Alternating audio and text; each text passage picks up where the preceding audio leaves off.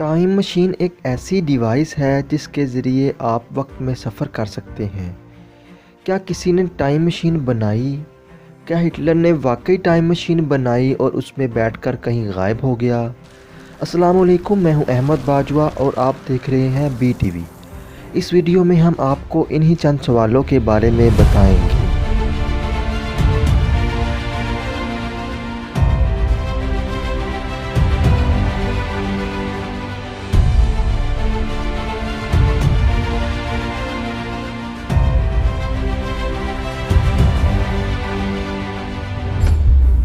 دوستو، ہم بچپن سے ہی اکثر فلموں یا ڈراموں میں ٹائم مشین کے بارے میں سنتے اور دیکھتے آئے ہیں، جن میں ان کہانیوں کے کردار نہ صرف مستقبل بلکہ ماضی میں سفر کرتے نظر آئے ہیں۔ لیکن ہمارے ذہن میں ایک ہی سوال آتا ہے کہ حقیقت میں کوئی ٹائم مشین تھی یا ہے جس کے ذریعے انسان صدیوں قبل ماضی یا مستقبل میں سفر کر سکتا ہے؟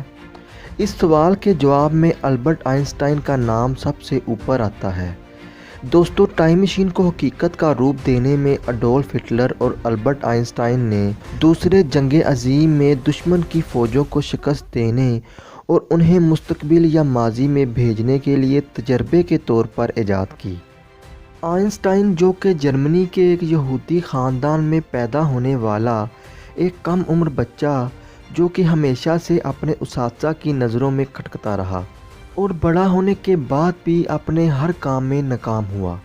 جی ہاں دوستو، یہ سچ بات ہے کہ اس کی بیوی اس کی ظالمانہ فطرت کی وجہ سے اسے چھوڑ کر چلی گئی تھی۔ لیکن اس میں سب سے بڑا سوال یہ اٹھتا ہے کہ ایسا بچہ جو ٹھیک پڑھ لکھ نہیں سکتا تھا، وہ تاریخ کا ایک بہت بڑا سائنسدان کیسے بن گیا؟ تو دوستو، ایک اسلامی محقق عیسیٰ ابو داؤد مصری کا کہنا ہے، صہیونی ہونے کی وجہ سے سوئٹزرلینڈ میں اس کی ملاقات دجال سے ہوئی، جس نے اس کو تھیوری آف ریلیٹیوٹی یعنی نظریہ احزاف کا علم دیا۔ خیر دوستو، 1905 اس کی کامیابیوں کا سال بتایا جاتا ہے، جس نے سائنس کو ایک نئی شکل دینے میں بنیادی کردار ادا کیا۔ ایک حیرت انگیز چیز، ایٹم بم کا نظریہ بھی اسی نے پیش کیا تھا، اور دوسری جنگ عظیم میں اسلحے کا نظریہ بھی اسی نے پیش کیا۔ اسی طرح ہٹلر بھی آسٹریا میں پیدا ہوا اور البرٹ آئنسٹائن کی طرح اپنی فیلڈ فائن آرٹس میں ناکام ہونے کے بعد جرمنی چلا گیا، جہاں بطور فوجی کام کرتے ہوئے وہ سوشلسٹ نیشنل نازی پارٹی کا چیئرمین بنا۔ اس کے بارے میں یہ بھی کہا جاتا ہے کہ دوسرے جنگ عظیم برپا کروانے میں اس کا بہت بڑا ہاتھ تھا۔ دوستو، اکتوبر 1943 میں جب دوسرے جنگ عظیم پورے زور و شور سے چل رہی تھی، ہٹلر کی جنگی کشتیوں نے دشمنوں کی فوجوں کی ناک میں دم کر رکھا تھا۔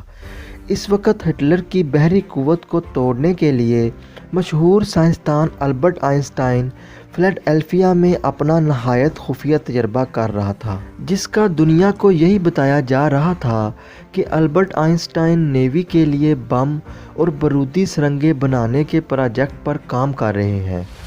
لیکن حقیقت تو کچھ اور تھی۔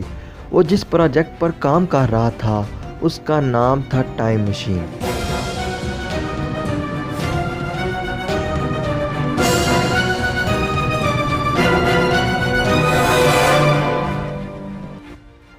اکتوبر 1943 کے دن آئنسٹائن ایک ایسا تجربہ کرنے والا تھا جس کے بارے میں کسی کو علم ہی نہ تھا۔ یہ ایک عام سا جنگی دن تھا۔ یہ تجربہ ہٹلر کے ایک جنگی جہاز پر کیا جانے والا تھا۔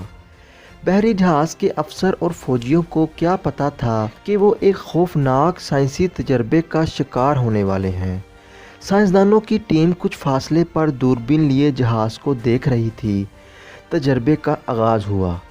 جہاز کے چاروں طرف سے بڑی بڑی الیکٹرانک مشینوں کے ذریعے مخصوص فریکوینسی پر طاقتور مقناطیسی لہریں پھینکی گئیں، جس سے روشنی کا ایک زوردار دھماکہ ہوا اور جہاز غائب ہو گیا۔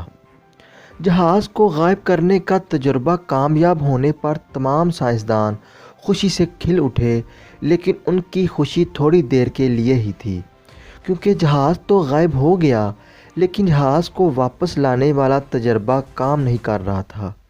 ہوا کچھ یوں کہ 15-20 منٹ بعد جہاز خود بخود منظر عام پر آ گیا، لیکن اس پر موجود انسانوں کی حالت نہایت قابل رحم تھی۔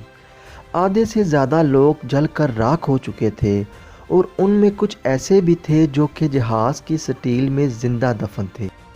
اس پروجیکٹ کو فوراً ٹاپ سیکرٹ قرار دے کر بند کر دیا گیا اور وہ تمام ریکارڈز مٹا دیے گئے جن کے مطابق یہ پتہ چلتا تھا کہ امریکی جہاز USS جس کا نام ایلڈرچ تھا وہ کبھی فلیڈیلفیا آیا اور اس پر کوئی تجربہ کیا گیا ہو، اور اس تجربے میں شکار ہونے والوں کے لواحقین سے یہی کہا گیا کہ یہ جہاز جنگ کے دوران تباہ ہو گیا اور اس میں موجود تمام لوگ ہلاک ہو گئے۔ یہ ہو سکتا تھا کہ یہ راز راز ہی رہتا اور کبھی کسی کو پتہ بھی نہ چلتا کہ کوئی جہاز غائب ہوا تھا، اگر اس تجربے سے منسلک البیلک نامی سائنسدان اپنی زبان نہ کھولتا۔ اس کا کہنا تھا کہ ہمارا مقصد جہاز کو صرف غائب کرنا نہیں تھا، بلکہ البرٹ آئنسٹائن طاقتور مقناطیسی لہروں کے ذریعے ٹائم اینڈ سپیس میں زبردست بیکار پیدا کر کے ورم ہول ٹائم مشین کا منصوبہ تیار کر رہا تھا۔ اس تجربے کا دوسرا گواہ کیرلور ایلنڈے تھا، جو کہ جہاز پر ملازم تھا جہاں آئنسٹائن تجربہ کر رہا تھا۔ دوستو، اسی طرح کی ایک اور مشین جس کا نام ڈائیگلوک تھا، ہٹلر کے خفیہ سائنسدان بھی کسی بہت بڑی ٹنل میں دن رات اس مشین پر کام کر رہے تھے، اور ان کا مقصد اس مشین کے ذریعے 100 ملین واٹ بجلی کا ایک ایسا مقناطیسی جال پیدا کرنا تھا جو ٹائم اینڈ سپیس میں ورم ہول پیدا کر سکے۔ لیکن ابھی یہ مشین تکمیلی مراحل پر ہی تھی کہ دشمن کی فوجوں نے جرمنی کا محاصرہ کر لیا۔ ہٹلر کو شکست ہوئی اور جس خفیہ مقام پر ڈائیگلوک مشین کو بنایا جا رہا تھا اس جگہ کو تلاش کر لیا گیا۔ جب دشمن کی فوج اس جگہ پہنچی تو انہیں ٹوٹی پھوٹی مشینوں اور سائنسدانوں کی لاشوں کے سوا کچھ نہیں ملا، یعنی ڈائیگلوک مشین وہاں سے غائب تھی۔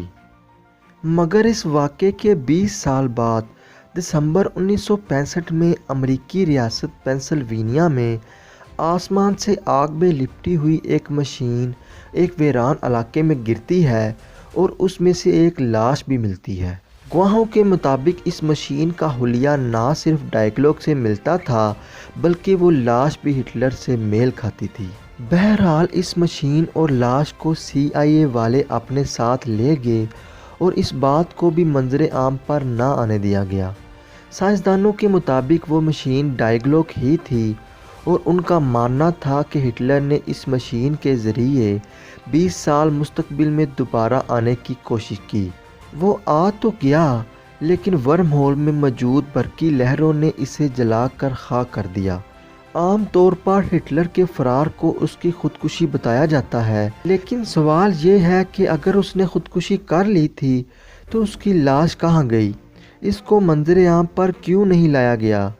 تو دوستو، یہی وہ تجربہ تھا جس کے ذریعے ہٹلر عبرت کا نشانہ بنا۔ اگر آپ کو ہماری ویڈیو پسند آئے تو اس ویڈیو کو لائک کریں، شیئر کریں اور چینل کو سبسکرائب کرنا مت بھولیں۔ شکریہ۔